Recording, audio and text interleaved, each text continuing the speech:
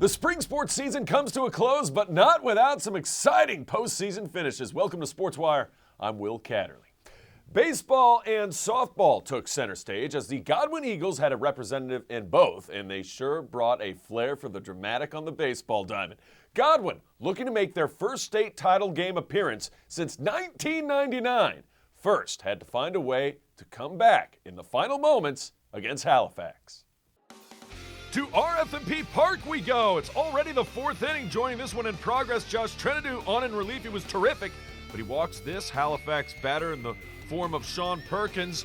The Comets of Halifax already up 4-3, and with runners at first and third, well, bases loaded and only one out, it was paramount for them to get out of the inning without allowing any more runs. A ground ball to first. You saw the out made at home, and then the next batter, that is a can of corn for Noah Behringer out in right. So Godwin escapes further harm. Still a 4-3 score after 3 1/3. One of the reasons why Halifax had the one-run lead was, well, their pitcher was absolutely fantastic. Drew Harlow. Godwin batters could not touch him, strike him out, sit him down.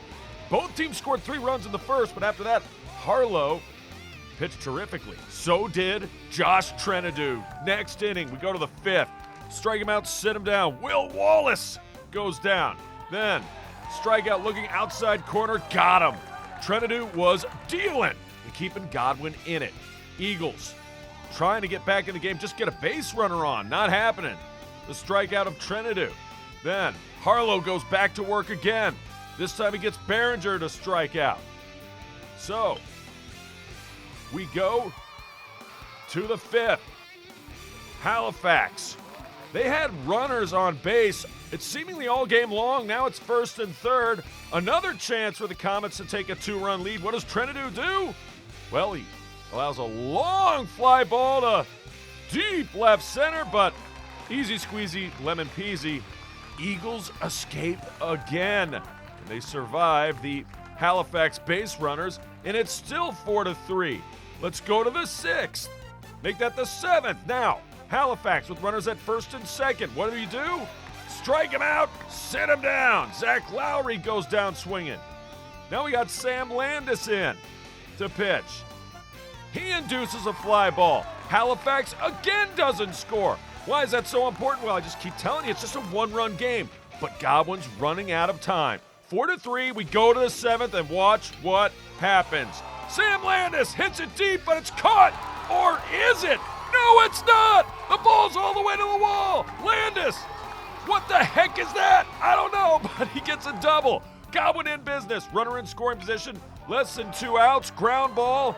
Behringer. Great play by Halifax, but Behringer's got speed to burn, and he beats the play. So it's first and third for Godwin. And the Eagles, runners at the corners, a tying run 90 feet away. Here comes Bryce Safferwich. And boy, would he have his moment. But first, his moment would be made bigger. The ball gets away from the catcher. He's got to keep the ball because he can't allow the runner to score from third. Behringer moves to second. Now a base hit. Doesn't only tie it, it probably wins it. And Bryce Safferwich, all the way to the wall. Tying run scores. Winning run. He scores. And Safferwich is the hero of the day as the Godwin Eagles, down to their final 2 outs, pull out the victory and move on to the state championship, 5-4.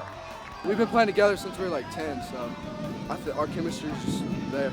We all know. We all know when it comes to the time to do it, everybody can do it. Eagles trying to do it all and win it all. State title game taking on Stafford. Pitt Field, the location at the University of Richmond. The Stafford Indians came well prepared, however. Bottom one, they get things going in a big way. That is a base hit, a double by Elijah Cambros. It would lead to this. Same inning, line drive, base hit to left. That'll score the runner, and the Indians would have a very quick 1-0 advantage. But this was an epic state title game. It would not stay that way. And Sam Landis, who was your pitcher of record against the Halifax Comets in the 7th, he comes back to get the strikeout and the inning damage done, but mitigated somewhat. So we go to the 2nd. Eagles Come too far not to come back, right? Line drive, base hit, DJ LeMahieu type swing. 2 runners on as Godwin looks to pounce. And they would. It would lead to this. That ball's hit a million miles into the air. It's got to come down at some point. At this point, Godwin has a runner at third. He's going to tag up and score, so it's a sacrifice fly as Noah Cornwell, you haven't heard the last of him, comes across the score. We're tied at 1. But every time Godwin seemed to get a big run, Stafford Indians, they would respond. Base hit to right, C&I single.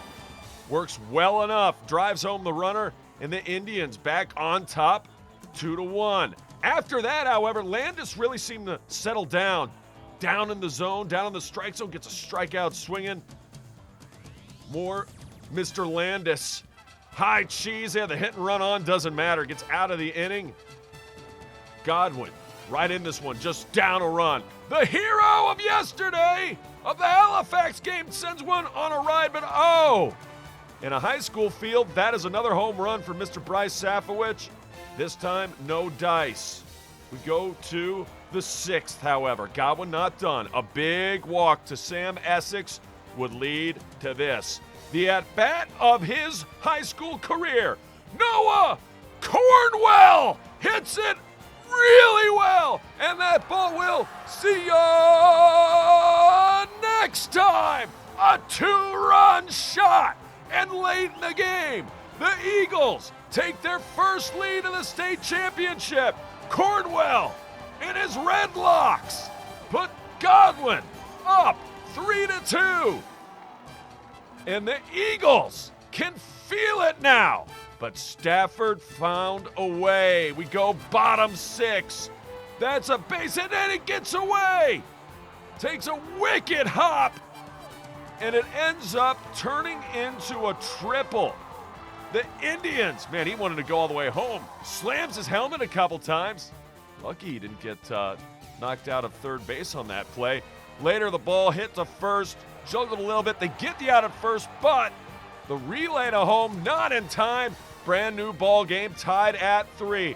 Godwin, their half of the 7th, top 7. They intentionally walk Safowicz. Smart idea. Runners at first and second would lead to this. Ground ball, and Stafford just gets there in time. I did see it in slow-mo. He did beat the runner trying to get to second. So what happens? Kaz Jordan gets to second on an error with 2 outs. Elijah Cambros is at first. Tucker Sullivan! Ball game. Line drive, base hit to right, and the Stafford Indians in the bottom of the 7th. Baseball can have some cruel irony, can it? One day earlier, it was Godwin celebrating near second base on a walk-off win.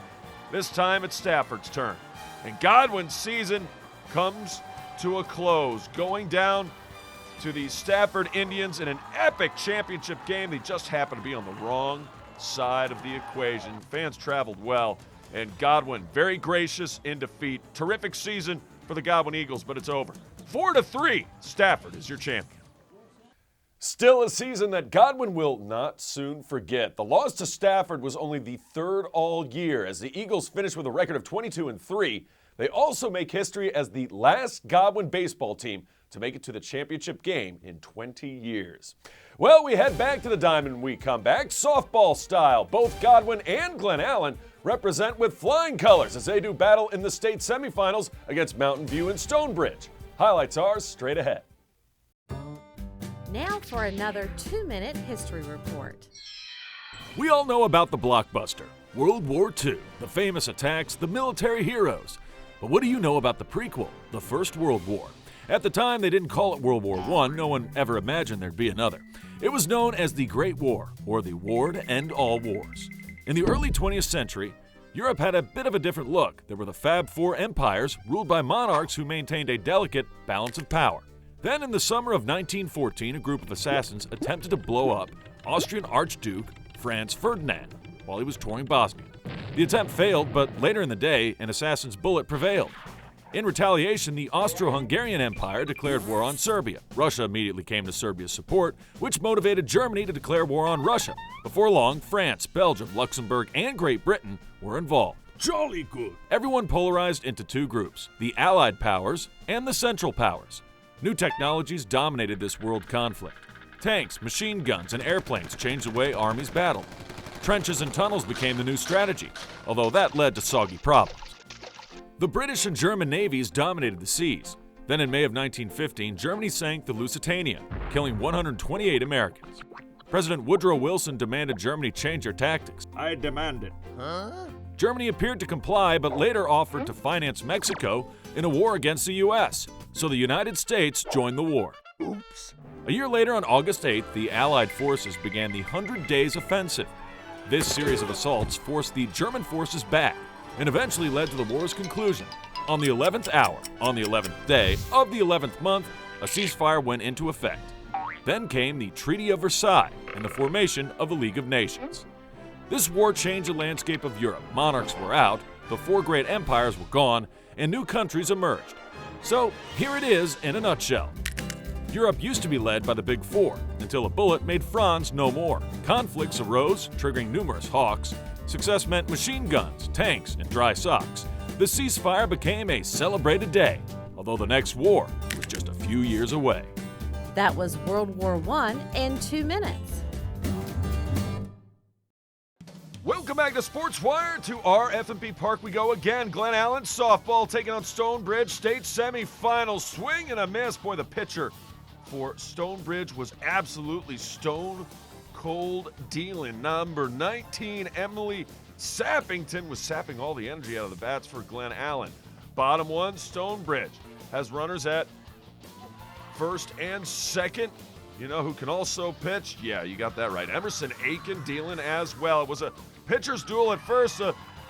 Excuse me, bunt, though, for Glen Allen, and now they have a chance here. Runners at first and second. Later, the Jags.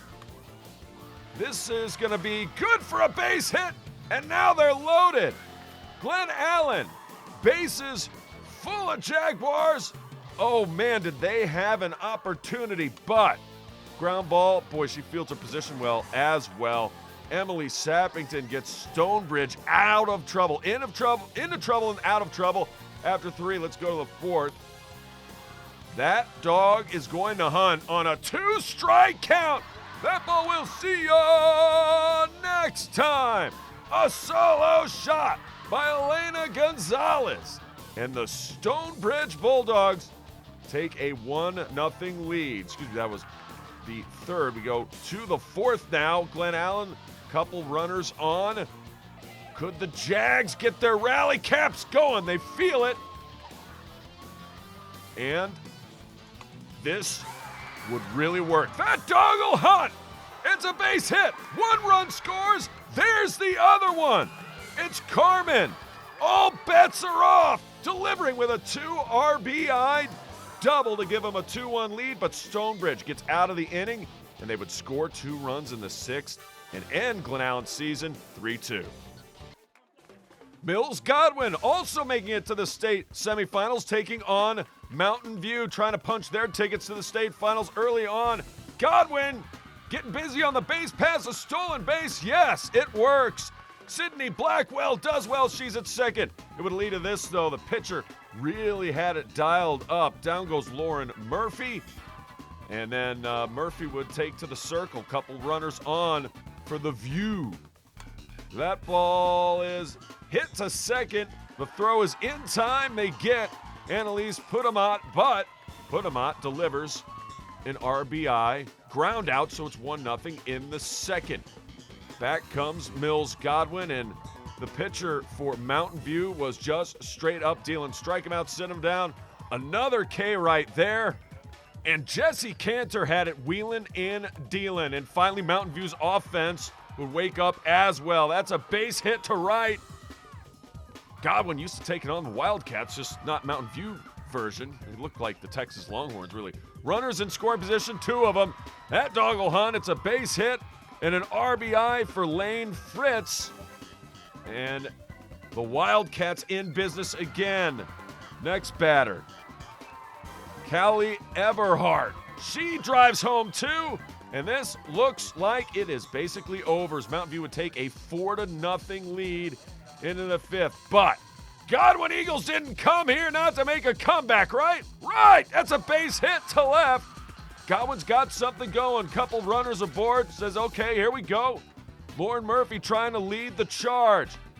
Later in the inning, Sydney Schaefer. That's a base hit. They're sending the runner. She is safe at the plate. Now it's 4-1. Eagles just down 3. Let's go, they say. Can they cut it even more? Well, that one's hit by Rihanna Jones.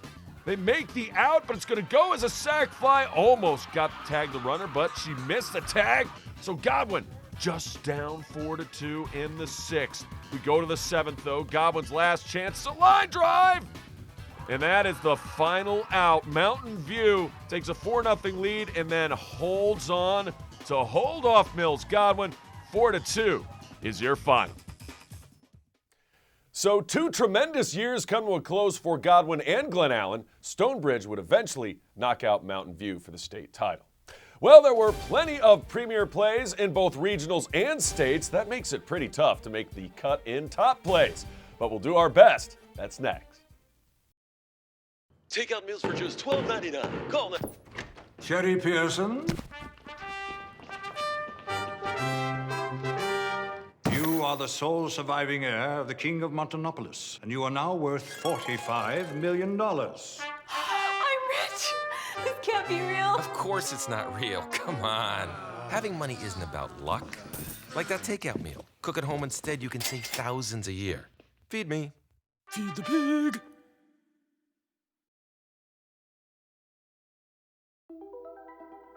Todd's a great guy. I mean, look at him. What a sweetheart. Attaboy.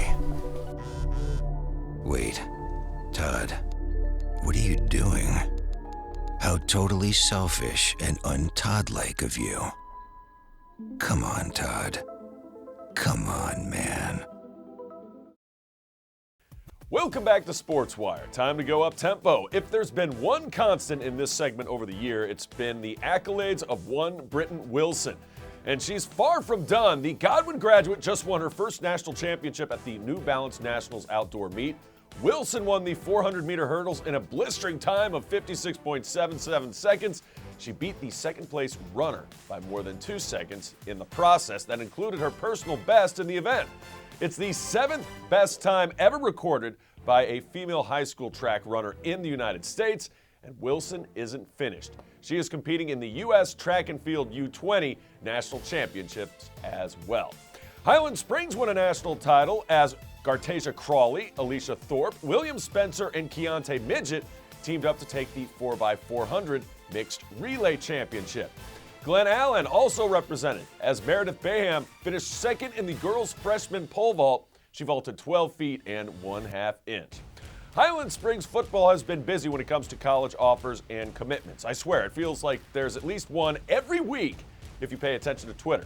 Springer defensive back David Laney has committed to East Carolina. The rising senior was an all-region selection for his play last season, and he already had offers from Purdue, Louisville, and Virginia, just to name a few.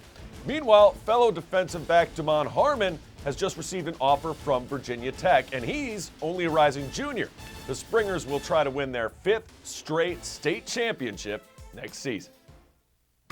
Hey, it's time for the often imitated, never quite duplicated top plays of the month, number 5, playoff edition. We go into May as well. Regional playoffs. What a year it was for Godwin softball. Sydney Schaefer goes yard. Defo will see you next time. A 2-run jack leads Godwin past deep run and in to the regional final. Number 4, let's stay with softball. This is the state quarters. Not a very impressive hit, but a huge result as Glen Allen and hero Taylor Cochran, who hit that base hit, gets a walk-off win in 9 innings to down Gloucester and move to the state semifinals. Number 3, this is pretty impressive stuff right here. It's guys lacrosse, deep run taking on Freeman at first. It doesn't look impressive, does it? He shoots, he scores. But wait, Let's have another gander, shall we? It's Blake Wyman, number 4 for deep run, who gets the goal against Freeman. Freeze it! Now watch. He's going to take his lacrosse stick and go through the wickets. He shoots. He scores. Pretty impressive stuff and a deep run victory. Number 2, we stay with deep run. How about ladies soccer? State semifinals. She shoots. Saved by Hannah McLaughlin. Deep run penalty kicks against Stonebridge. Now the freshman, Julia Stevenson, wins it for deep run. And they advance to the state championship game. And all the deep run faithful, they're going to come out onto the field and celebrate as well. Wildcats, it's a twofer at number 2 with McLaughlin and Stevenson.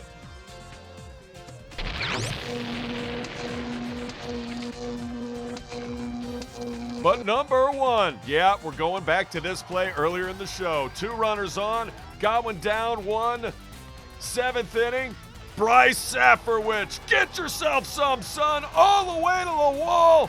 Driving home not only the tying run, but driving home the winning run in a historic season for Godwin baseball. And Safferwich plays hero in the state semifinals with a walk-off 2-run double. More than good enough for top plays of the month. Well, if you have questions or comments about the show, just send me an email to this address, sportswire@henrico.ka.us. Better yet, just follow us on Twitter. I can't wait to see ya next time on Sportswire.